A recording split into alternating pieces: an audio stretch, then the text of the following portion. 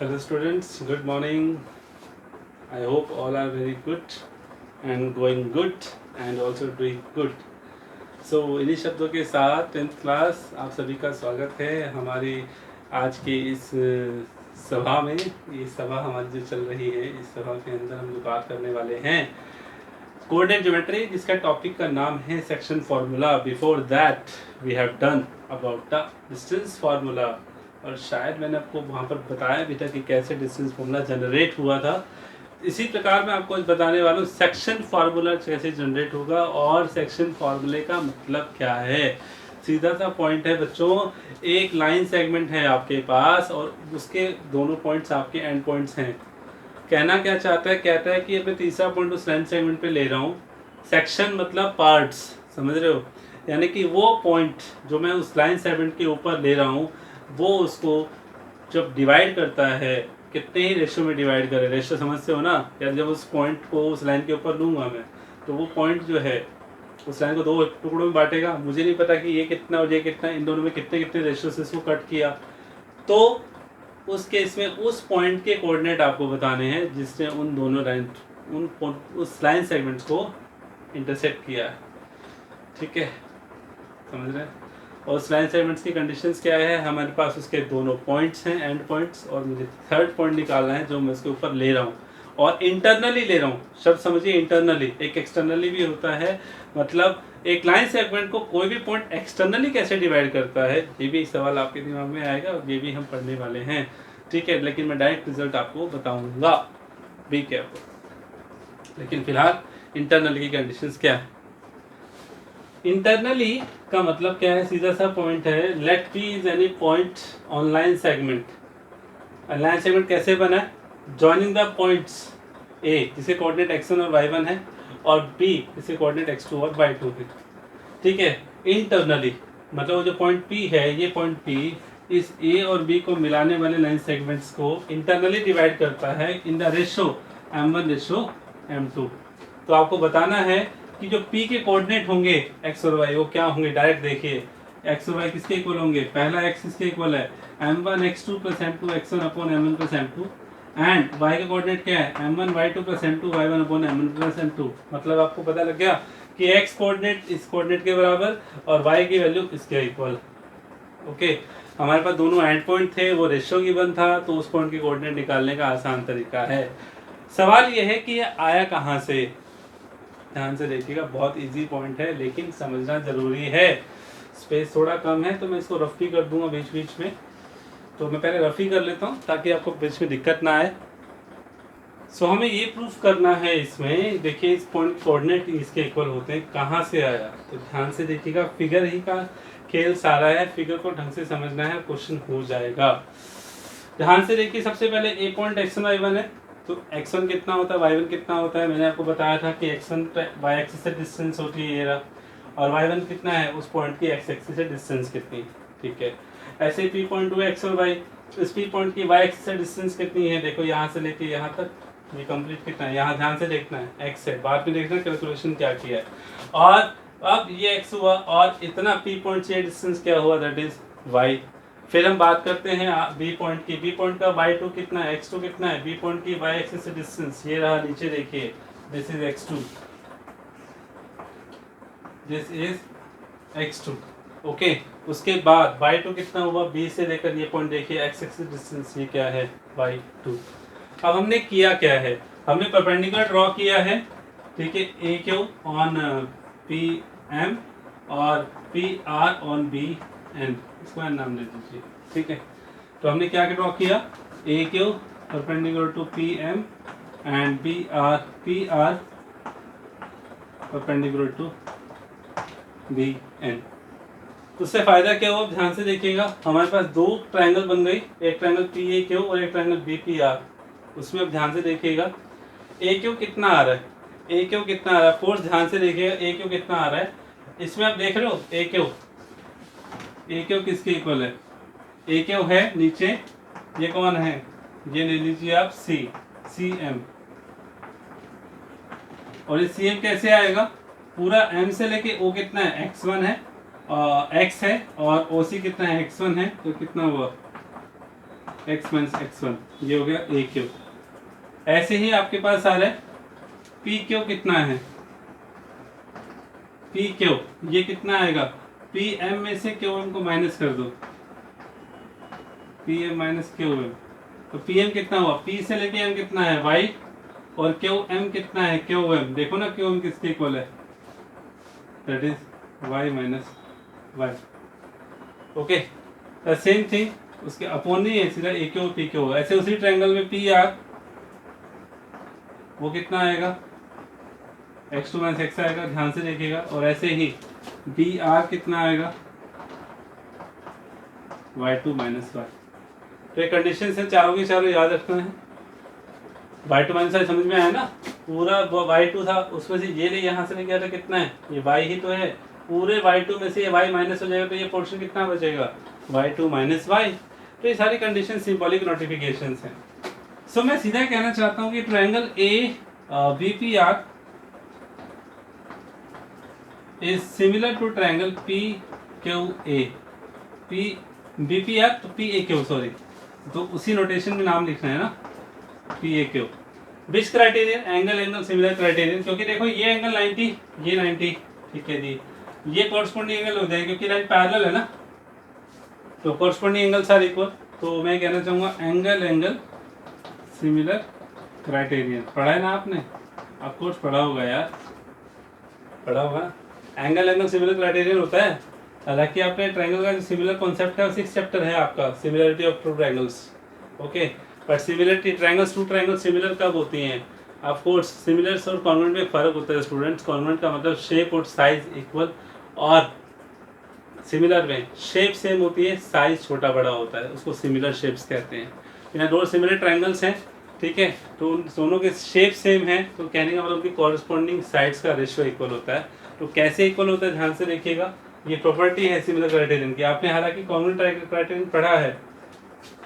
तो यहाँ पर क्या होगा, कॉरस्पॉन्डिंग कैसे लेना है, नेम के अकॉर्डिंग, बीपी इसका पी है, बीपी अपॉन पी है। नेक्स्ट क्या है, P R upon A Q. Next क्या है, B R upon P Q. BP कितना था आपका M2, ये क्या था M1 रेशो लिया था ना हमने, M1 रेशो M2। यहाँ पे क्या आ रहा है देखो, बीपी कितना है M2, वैल्यू पुट कर दो ना, M2 upon M1।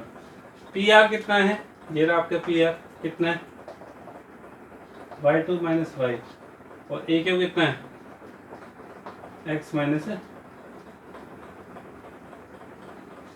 P R A Q, P R और ए क्यू,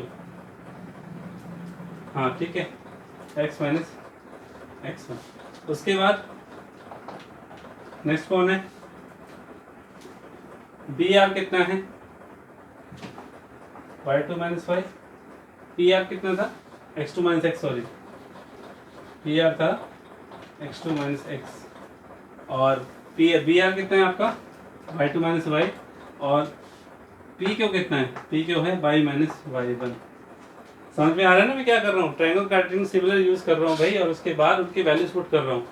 मेरा कहने का मतलब क्या है, सीधा ध्यान से देखो। अब आप यहाँ तीन रेशियो इक्वल है, M2 अपॉन M1, ये कंडीशन और ये वाली कंडीशन। करना क्या है, ये पेयर लो और उसके बाद ये पेयर लो, इनको कंपेयर करना है, ठीक है।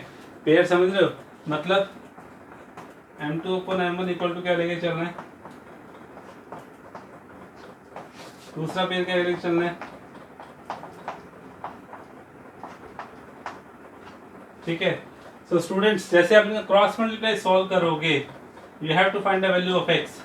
अब सारा खेल सिंप्लीफिकेशन का है, क्रॉस मल्टीप्लाई करके x की जो वैल्यू निकालोगे तो वो ये मिलेगी, m1 x2 m2 x1 m1 plus m2। ऐसे ही y की वैल्यू क्या मिलेगी, m1 y2 m2 y1 m1 plus m2। तो this is the section formula कि कैसे एक्स और वाई की वैल्यू फाइंड आउट करनी है। हालांकि आपको तो डायरेक्ट फार्मूला याद रखना है, बट आया कैसे वो मैंने आपको बता दिया। Be careful about it, okay students. अगर अब मैं इसमें डिफरेंट केस ले रहा हूँ, पहला केस अगर मैं ये कह दूँ, ध्यान से पढ़ना है यार, बिल्कुल ध्यान से, M1 रेशियो M2 है, मुझे दे रखा होगा कि 2:3 दे दिया, तो m की वैल्यू m1 की वैल्यू 2 और m2 की वैल्यू 3, 2:3 का मतलब यही है। ओके। और अगर मैं आपको ये कह दूं कि मैं कहता हूँ कि कोई पॉइंट बी है, मुझे उसका रेशियो नहीं पता, वो रेशियो हमें निकालना है, उसके इसमें रेशियो क्या लेके चलना है, m1:m2 लेके नहीं चलना, k:1 लेके चलना है, वो भी हम देखेंगे। तीसरी कंडीशन है, अगर ये पी पॉइंट कह कर खुद बोल दे कि मिड पॉइंट है, पी क्या है, अगर मिड पॉइंट है तो मिड पॉइंट के लिए तो आपके लिए आसान खेल हो जाएगा। जैसे ही पी उसने बोला मिड पॉइंट है, तो मिड पॉइंट के कोऑर्डिनेट डायरेक्ट होते हैं, वो क्या होंगे, सीधा सा पॉइंट देखे, P is the mid point. अगर P मिड पॉइंट हुआ तो कोऑर्डिनेट क्या होंगे, x1 plus x2/2 comma y1 plus y2/2, सीधा सा है, ठीक है। एक x1 प्लस x2/2, अरे यार जब एक बात तो जब P मिड पॉइंट हो गया तो उसके इसमें m1 और m2 दोनों सेम नहीं होंगे, होंगे ना, और जब m1 m2 सेम होंगे तो वो दोनों वैल्यू यहाँ पुट करूंगा, तो ऑफ कोर्स वहाँ पर कंडीशन क्या बनने वाली है, x1 प्लस x2/2 और y1 plus y2/2। This is the condition of mid point formula. Question से और डिस्कस करने वाले हैं, लेट्स हैव राइट नाउ। हाँ, साथ के साथ मैं आपको बता दूंगा कि ये जो कंडीशन आपने पढ़ी इंटरनली की थी, हालांकि आपके सिलेबस में इंटरनली है, एक्सटर्नली आ जाए तो क्या करोगे, ध्यान से पढ़ लो। एक्सटर्नली आ गया ना तो प्लस की जगह माइनस कर देना, बोलेगा वो if P point divides A P externally, तो कंडीशन ऑफ पी के कोऑर्डिनेट्स कैसे फाइंड आउट होंगे, m1 x2 minus m2 x1 upon m1 minus m2, और y वाला coordinate m1 y2 minus m2 y1 upon m1 minus m2। और अगर ये बोले if the p divides A B, कुछ भी ना बोले तो कंसिडर कर लेना ऑलरेडी ऑटोमेटिकली, मतलब ये डिफॉल्ट हो जाएगा कि वो इंटरनली ही बात कर रहा है, एक्सटर्नली के लिए वो स्पेशल वर्ड देगा, ठीक है। ओके, और मिड पॉइंट का तो आसानी से याद हो ही गया आपको, x1 प्लस x2/2, और इसी तरह से अगर रेशियो फाइंड आउट करना है तो वो भी आपको पता लग गया होगा। तो मैं अब कुछ प्रॉब्लम डिस्कस करने जा रहा हूँ सेक्शन फॉर्मूला की, let's have a look right now. So students, we have the problem related to the section formula. Find the coordinates of the point which divide the join of -1,7 and 4-3 in the ratio 2:3। तो सबसे पहले मैंने आपको बताया इनका नामकरण जरूरी है, जब तक नामकरण नहीं करोगे तो उतना फॉर्मूला ठीक नहीं बैठेगा, ठीक है। तो find the coordinate of point, वो पॉइंट हमें नहीं पता, उसके कोऑर्डिनेट ऑफ कोर्स हमें मानने हैं, दैट इज पी पॉइंट, और उसके कोऑर्डिनेट हमने क्या ले लिए, x और y। डिवाइड द पॉइंट, पहले पॉइंट को ए और दूसरे को बी, जो पहले आए उसे ए दूसरे को बी, मतलब जो पहले पॉइंट ए आएगा वो x1 y1 कंसीडर होगा, दूसरा जो पॉइंट आएगा वो x2 y2 कंसीडर होगा, इन द रेशियो 2:3। तो जो नामकरण किया उसको फिर डायग्राम से भी शो कर दिया कि ए क्या है, पी क्या है और बी क्या है। तो ए क्या था -1,7, पी पॉइंट x और y, बी क्या है 4 और -3, रेशियो 2:3। आपको समझाने के लिए मैंने लिख दिया नीचे x1 y1 आपकी सहूलियत के लिए, ये पॉइंट x2 y2 है, इसके नीचे x2 y2 लिख दिया, और जो रेशियो दे रखा था ऊपर m1 रेशियो m2 लिख दिया, क्योंकि जिस पॉइंट के कोऑर्डिनेट निकालने हैं कोर्स का फॉर्मूला तो वही लगेगा ना। So x equal to m1 x2 plus m2 x1 upon m1 plus m2 ये फॉर्मूला है। तो ये जो आप देख रहे हो वैल्यूज वैल्यूज वैल्यूज सबके कंडीशन रखी हुई हैं, ध्यान से करना है, बहुत आसान क्वेश्चन है, बस वैल्यू पुट करते जाइए। m1 2 है और x2 आपका 4 है, तो 2 into 4 plus 3 into -1 upon m1 plus m2 2 plus 3, तो 8 माइनस 3 अपॉन 5 5.5, कैलकुलेशन का खेल है ना सारा। तो उसके बाद ऐसे y आपको फाइंड आउट करना है, वो 3 आ रहा है, तो कोऑर्डिनेट्स क्या हो गए पॉइंट्स के, दैट इज 1 और 3। तो स्टूडेंट इस तरीके से क्वेश्चन फाइंड आउट करने हैं, ध्यान से करना है, मन लगाकर करना है। नेक्स्ट क्वेश्चन की तरफ देखिए जल्दी से। So students, next question we have find the coordinates of the points of trisection. Okay, trisection of the line segment joining 4 -1 and -2 -3। तो ट्राइसेक्शन समझ रहे हैं आप, यानी कि मैं आपको रेशियो नहीं दे रहा हूँ, ट्राइसेक्शन बोल के आपसे क्वेश्चन सॉल्व करवाना चाह रहा हूँ। तो ट्राइसेक्शन, ट्राई मतलब 3 सेक्शंस, मतलब 3 इक्वल पार्ट्स। ओके, तो 3 इक्वल पार्ट्स के आपको यानी कि एक लाइन सेगमेंट को जब ज्वाइन किया गया तो उसको उसके 3 इक्वल पार्ट करने वाले पॉइंट्स के कोऑर्डिनेट फाइंड आउट करने हैं। तो सबसे पहले आप ये बताइए कि एक लाइन सेगमेंट को 3 इक्वल पार्ट में डिवाइड कैसे किया जा सकता है जब उस पर 2 पॉइंट्स लिए जाएंगे। तो हमें 2 पॉइंट से कोऑर्डिनेट फाइंड आउट करने हैं। तो लेट्स हैव अ लुक, ए और बी लाइन सेगमेंट को डिवाइड 3 इक्वल पार्ट में डिवाइड करने के लिए 2 पॉइंट चाहिए, पहला पॉइंट P और दूसरा पॉइंट Q, और सेम रेशियो में चाहिए। क्लियर? तो यहाँ P पॉइंट के कोऑर्डिनेट x मान लिए, क्योंकि A भी हमने मान लिए। ओके, हमें P और Q दोनों ही कोऑर्डिनेट फाइंड आउट करने हैं। तो सबसे पहला सवाल ये है कि इस P पॉइंट ने पूरे AB को कितने रेशियो में डिवाइड किया है। ऑफ कोर्स ध्यान से देखिएगा, तीनों रेशियो इक्वल है, तो ये 1 इधर एक पार्ट है और इधर P के कितने पार्ट है, 2। तो यानी कि P, अगर आप इस Q को हाइड कर दीजिएगा, ठीक है, तो P ने AB को, Q को इग्नोर करना है, कितने रेशियो में डिवाइड किया, 1:2, क्योंकि 2 पार्ट है उधर। ऐसे ही Q ने AB को कितने रेशियो में डिवाइड किया, P को हाइड कर दो, 2:1, 3 इक्वल पार्ट थे ना, दैट्स वाई। तो इधर 2 हो गया, उधर 1 हो गया। तो ये क्यों बता रहा हूँ मैं आपको, क्योंकि अब आपके पास जब आप P कोऑर्डिनेट निकालोगे तो इसको इग्नोर करते हुए P के कोऑर्डिनेट ये x1 y1 और ये x2 y2 हो गए, और P का रेशियो क्या हो गया, 1:2, यानी कि m1 m2 की वैल्यू होगी x1 y1 ये, x2 y2 ये। और जब आप Q के कोऑर्डिनेट निकालोगे, P को हाइड कर दो, तो उस केस में बताइए Q के लिए रेशियो क्या है, 2:1, यानी कि m1 m2, और x1 y1 तो ये रहेंगे, x1 y1 ये, x2 y2। तो ड्रॉ इट योरसेल्फ। ओके, ध्यान से करना। नेक्स्ट है फाइंड अ रेशियो। अब रेशियो आ गया भाई, रेशियो निकालना है, ठीक है। Ratio in which the line segment joining the points A and B is divided by x axis. ये बात यहाँ पर नहीं है, मतलब मैंने आपको तीसरा पॉइंट नहीं दिया, मैंने आपको x एक्सिस वाला एक पॉइंट दे दिया। तो ध्यान से सुनना, कंडीशन क्या है। पहली बात तो रेशियो मानना है। रेशियो क्या मानना है, K:1 कि मान लीजिए A और B को एक पॉइंट ने डिवाइड किया, और उस पॉइंट के कोऑर्डिनेट को क्या खासियत है, उस पॉइंट के कोऑर्डिनेट की x,0, क्योंकि वो पॉइंट कहाँ है, x एक्सिस पर। हमें कैसे पता, अरे divided by x axis, x axis है, यानी कि लाइन ऐसे जा रही होगी और x एक्सिस से कट होते हुए जा रही होगी। तो x एक्सिस वाला पॉइंट, x पे y क्या होता है, 0 होता है ना। x अननोन है, वो भी हम निकालेंगे, लेकिन ये तो पता चला कि y 0 है, वहां पर कंफर्म हुआ। तो P पॉइंट के कोऑर्डिनेट्स क्या होंगे, x,0। और अब आपको क्या करना है, रेशियो फाइंड आउट करना है और P के कोऑर्डिनेट्स भी निकालने हैं। रेशियो के रेशियो 1 तो मान ही लीजिए। अब एज पर रूल चलना है, कुछ भी नहीं है, एज पर रूल। क्या, ये आपका x1 y1, ये आपका x2 y2, और m1 m2 कौन, k1 और 1, m1 k और m2 1। x और y कौन, x तो x है ही, y कौन है, 0। पुट करते जाओ यार, सॉल्व करोगे x और y की वैल्यू आ जाएगी। ध्यान से देखो, यहाँ कर रहा हूँ, ठीक है, इस क्वेश्चन का सॉल्यूशन यहाँ कर रहा हूँ। देखो ये तो आप कर लोगे। अब देखो x इक्वल टू m1 के फॉर्मूला नहीं लिख रहा हूँ मैं, सीधा लिख रहा हूँ, -4k + 5/k + -4k + 1, सॉरी। और y की जगह क्या लिखा हुआ है, y की जगह 0 है, तो 0 इक्वल टू किसके, 5k।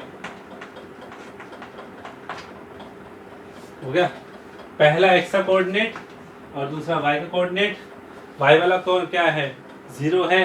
अरे तो यार k की वैल्यू आ तो गई, कहाँ से, यहाँ से k प्लस सॉल्व करो इसको, ये तो सॉल्व हो नहीं सकता, x अननोन है, तो k के लिए यहाँ से आ जाएगी, k + 1 0 से मल्टीप्लाई हुआ 0,